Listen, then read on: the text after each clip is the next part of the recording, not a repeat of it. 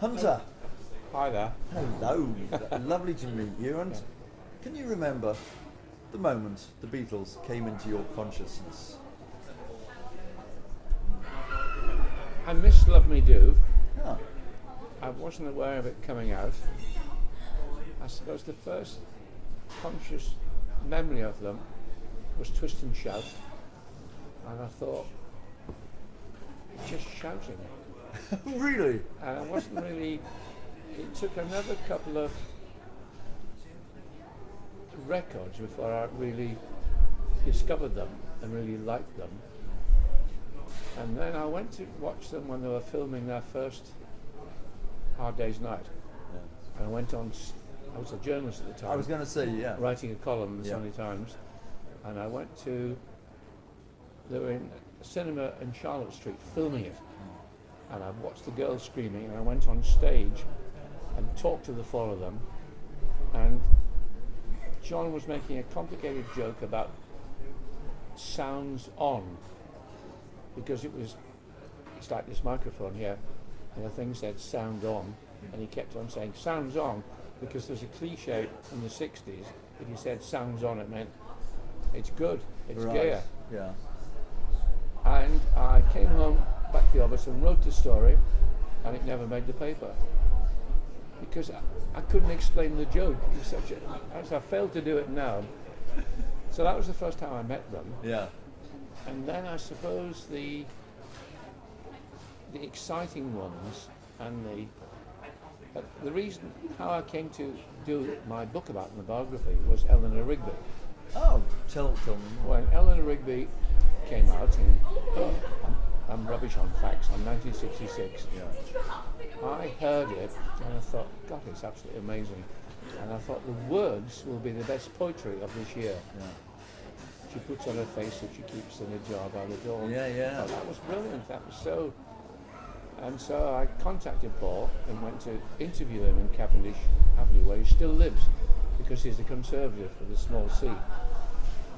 And It's a nice area. I talked to him, yeah, it's a lovely house.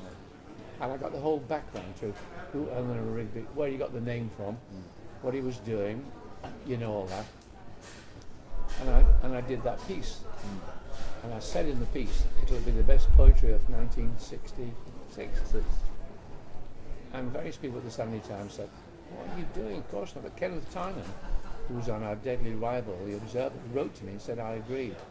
And 6 months later, I went to see Paul again, because I'd written a novel called Here We Go Round the Mulberry Bush, Famous film. and we hoped Paul would do the theme tune.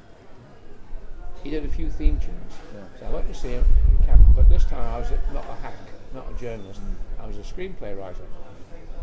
And he turned it down in the end. He didn't do the music. The music was done by Stevie Winwood, Spencer Davis, and Traffic. The music was brilliant. The film was rubbish.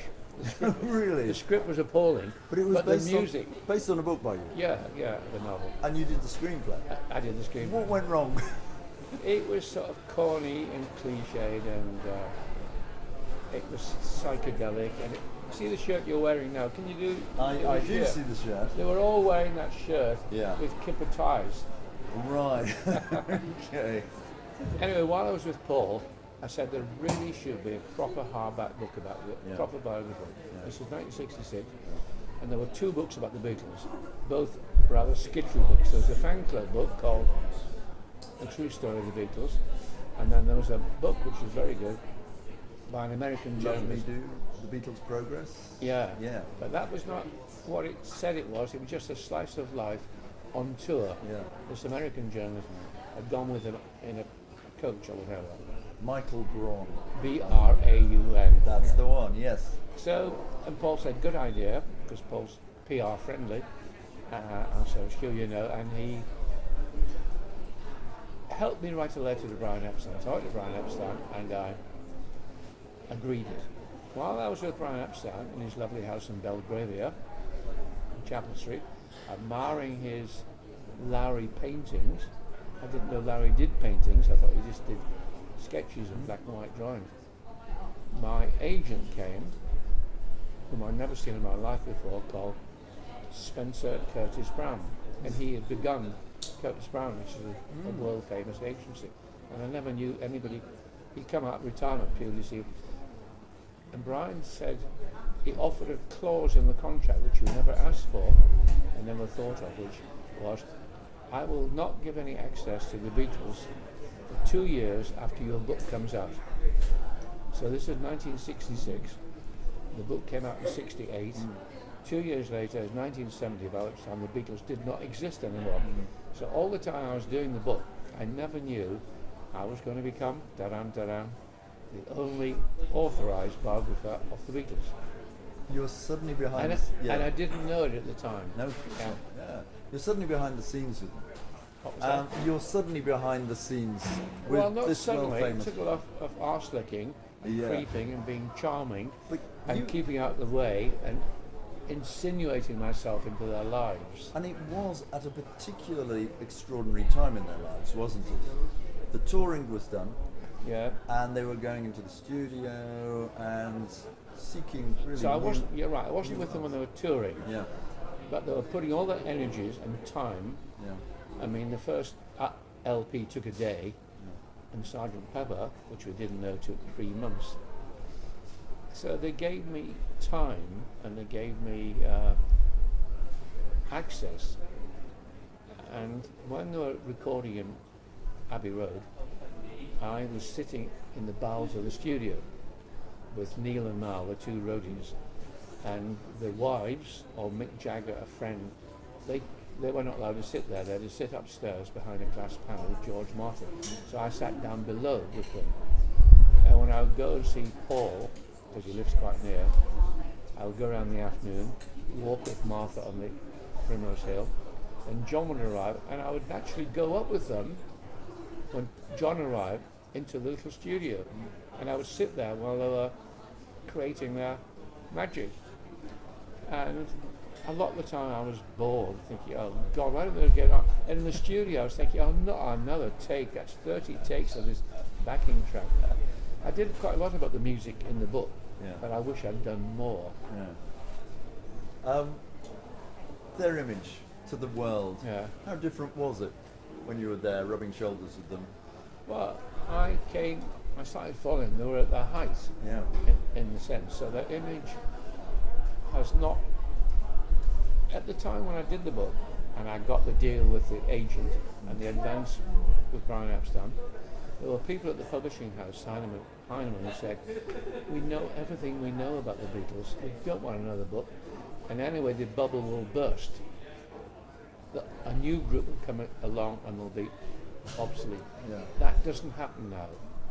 Nobody ever says the Beatles bubble will burst. It's yet to burst. We know they're here Yeah. as long as we've got the breath to hum the tunes. But the strange thing is, in England, in the UK, they're not as iconic or as worshipped as they are in America, Germany and Japan. My book, 1968, has been out of print in the UK 3 times. I ring them up and they say, it's out of print, I can't get it. Oh, well, it's not selling very. So 3 times they let it go out of print, and 3 times I had to get it back, which is a right faff, and then I sold it to somebody else. But in all the other foreign countries, it's never out of print. And you can't criticise the Beatles in any foreign country. They're beyond reproach. Whereas even in England now, people still say, oh, not another Beatles book. Oh, not another. And I'm sure I'll get this reaction with this one. Well, They'll say, oh no, I was not going another to come book. to that in a moment. Because it's the profit in their own country. Yes, of course. People are, I don't know the answer Lousy. in Liverpool, but you mentioned Brian Epstein. yeah. What's your take on Brian? Oh, I can't believe, looking back, when I first met him, that he was only 2 years older than me. He was so sophisticated, he was so beautifully dressed, and he seemed to know the whole of London. He was walking around like Noel Coward or Binky Beaumont or everybody. He was an impresario, and he'd only just arrived. Yes. And he'd worked, as you know, he'd worked in a record shop, and he seemed so confident. I didn't know the background to his whole private life. It came out because he cancelled 7 times.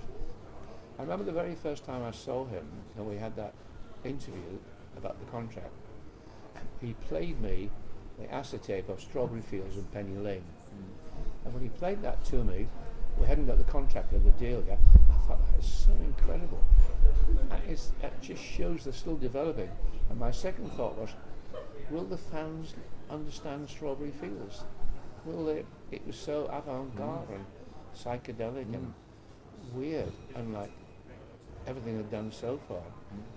And I said to Brian, who came from Liverpool, as you know, what does it mean? Why is it called Strawberry Fields? And he had no idea. He had no idea what it was about. Really, huh? Because at that stage, they were beginning to move on without him. So it was very, he tried to commit suicide at one time. He realised they were moving away from him. And they were their own people. Because they developed all the time. That was one of the unique things about them. They always moved.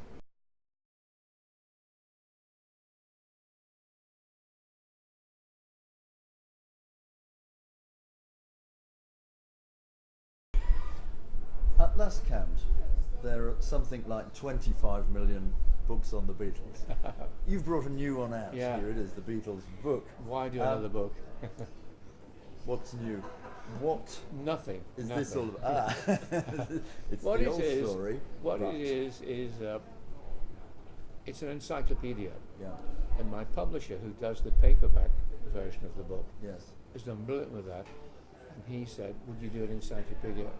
And 3 years ago, I turned it down. I said, there are just so many of them. And then he asked again, and I thought, well, I'll have to do it. If I can think of a way of doing it that's unusual, then I might do it. And I was still thinking about that. And he came to my house, and he saw all my treasures.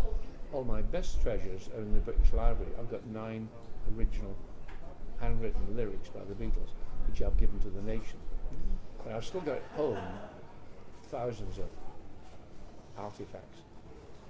And he said to me, why don't we use all your illustrations, your drawings and your bits and pieces in the book, and this will be your legacy. And it was the word legacy. I thought, oh yeah, that could be quite good. Yeah. Legacy, I've got a legacy. And then I thought of how to do it, so I've done it. There are 4 people responsible for this book, and we've divided it in 4 sections: songs, places, people and performances. And I've done the songs, and 3 other experts, Spencer, Lee. who's very well known in... He is indeed. Yeah. And Dave Bedford, who's very well known in Liverpool, and Keith Badner. They're the real experts. I can remember atmosphere and feelings, but I can never remember the facts and figures, and I get it wrong. I don't care. So that's the first way. It's A to Z under these different sections, and I've done the introduction to each. But the unique selling point is a unique annoying point all the way through, whether it's people or places or songs. I've graded them. You know how you grade hotels, give it 5 stars? I do. Or you have it with restaurants, Yes. 3 or 4 stars. Yeah. So I've done it with really stupid things. I've graded people and their influence on in the Beatles story.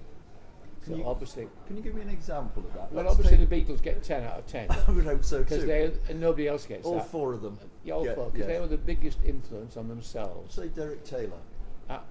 You have to look it up. He got a very high one. I would hope I so. think he's about 6 or 7. Excellent. Brian Epstein and George Martin got 9 each. Okay. I've now forgotten it. So we did the same thing for the songs. Yeah. This is to really involve real Beatles fans. And they all say, load of rubbish. What do you mean? You've only given that song, you've given it Love Me Do 10. Yeah.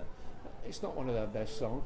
But the rating is not because it's the best, although the best ones get 10.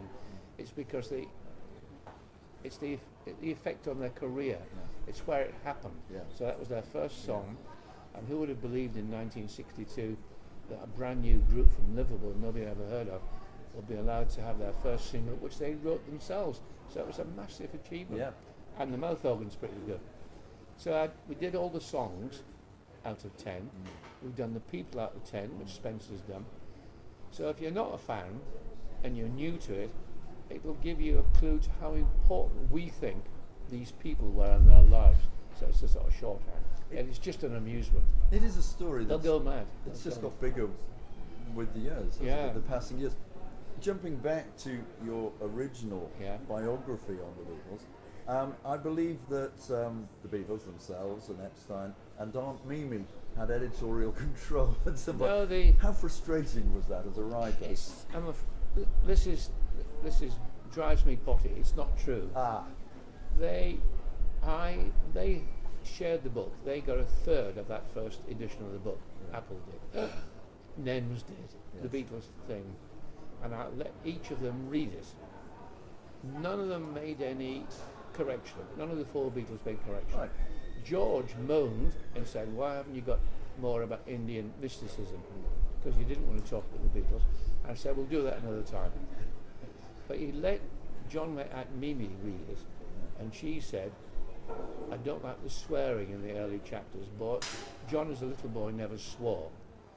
And she rang up John, and John wrote a letter to me saying, "Go and see her and calm her down." So that's all I did. I calmed her down, and I didn't change anything. But at the end of the relevant chapter, I wrote an extra paragraph, and Mimi says that John was as happy as the day was long. So nothing was censored, nothing was changed. But several years later, John said it was John was slagging off the Beatles, slagging off Paul. I remember and he that, said yeah, it was yes. a whitewash on It was a sad year. Yeah. It was, and it was true. I didn't do the groupies. I didn't do their sex life because they're all either happily married or engaged. And I didn't do what really happened on tour. But every adult in 1968 knew what really happened. But I had the drugs. I had bad language. I had the drinking and the stealing. And at the time when it came out in review, people were absolutely amazed by it because it was such a, you can't believe it now, but it was such a revelation. It was so honest and everything else. So it wasn't censored. I self-censored myself. Yeah. I didn't go into Brian being gay. I knew he was gay, and he told me all about it. And I do have a phrase in the book, when I'm doing the chapter on Brian Epstein, to say he was a gay bachelor. And the word gay was not known to the general public in 68. I wanted to go into it because one of the reasons I think that he went to the cavern that evening to listen to them was that he fancied John. John was the most butch. People think when they heard he was gay, he must fancy Paul because Paul was pretty in a general image. But he liked butch boys. And I think one of the reasons he was excited by John and his leather and cavorting around. And you know they went on holiday together. And John said they had a one-night stand, which I never used in the book because I thought he was just making it up. But apart from anything else, homosexuality was illegal in 1966, 67, till the law was changed. And also his mother, who aptly was called Queenie, Yes. denied it.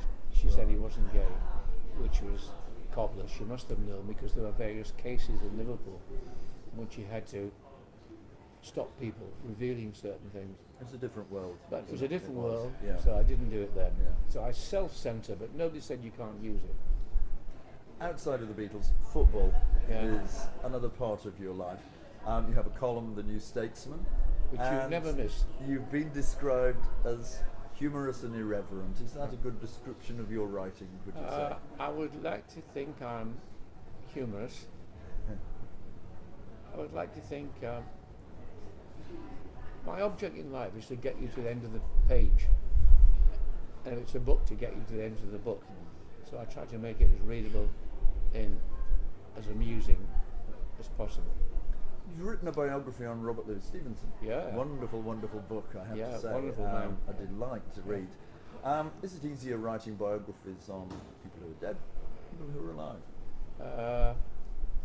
You have two, with the people alive, you've got to be susceptible to their image, to their relations, and if it's an official authorised biography, as my Wayne Rooney was, as John Prescott was, and the Beatles was in a way, you've got to step fairly carefully. Whereas you do people a long day. On the other hand, I did a biography of Wordsworth. And Wordsworth lived to my age now. Wordsworth lived till he was 80. He had a very long writing life, and a huge amount of his stuff was rubbish. A lot of his poems were just banal. You can't say that to the Dove Cottage people. But because he lived so long, he wrote lots of poems, but he wrote lots of letters, and he wrote lots of non-fiction. And it took me, before I began the biography, 3 years to read all his stuff. And I was bog-eyed before I even... So I vowed never to do a biography of a person that lived to a great age ever again. One final question. You're in Liverpool. I am, yeah. What do you think about Liverpool and the Cavern, for example? I have been coming to Liverpool for hundreds of years. I came in the 60s, lots of times, to interview Pete Best, to interview the mums and dads. And I had it in my mind, and every decade I'd come, and I did Quarryman. I did a book about the Quarryman. Yeah. I did a book about George Stephenson and the Liverpool-Manchester Railway in 1830. It was an amazing event, and the tunnels and Edge Hill. So I came and poked around, and I did Wayne Rooney. And every time I come, I think, where am I? It's changing. It's so lovely. This whole area is pedestrianised. It was so awful before. So it changes all the time. It takes me a long time to get reorientated, but I love being here in Manchester. Oh, Hunter, thank you so much for your time. Pleasure. A delight You've done good to speak to you, and thank you for your books. Right, okay. It's a whopper, isn't it? This is Yeah. absolutely Yeah. a must-have for anybody. Right. Thank you.